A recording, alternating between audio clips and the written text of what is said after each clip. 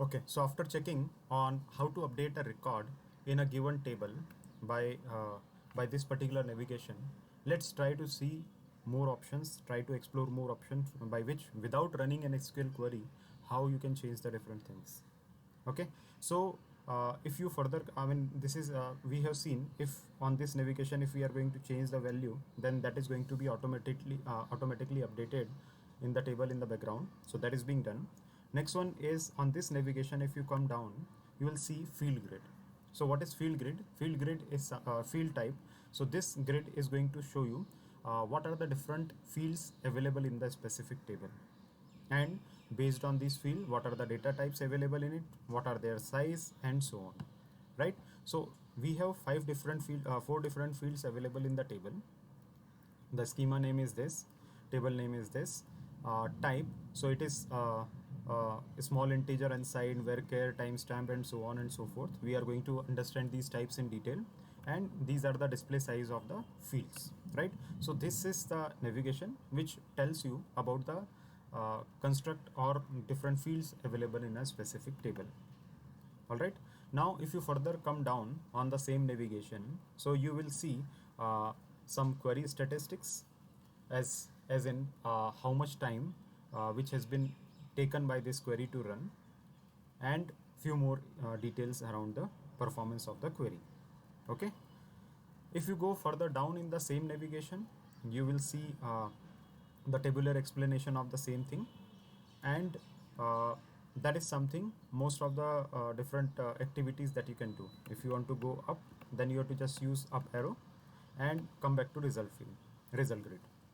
Now on this result grid, you will see this particular navigation bar, and in this bar you will see different icons available.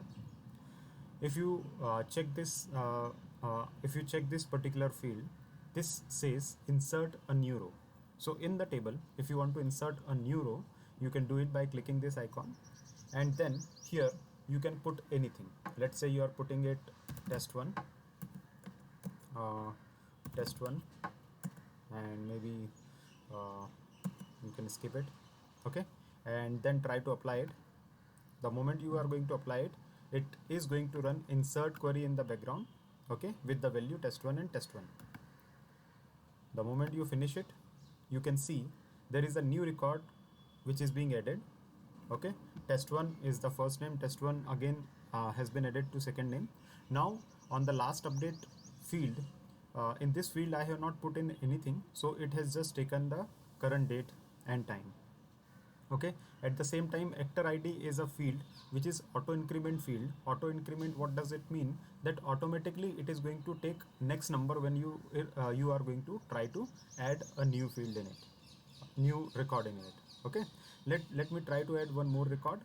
Okay, I'm not again giving anything here, so ideally it should come out as 2003, next number to 2002. Then here I am putting test2,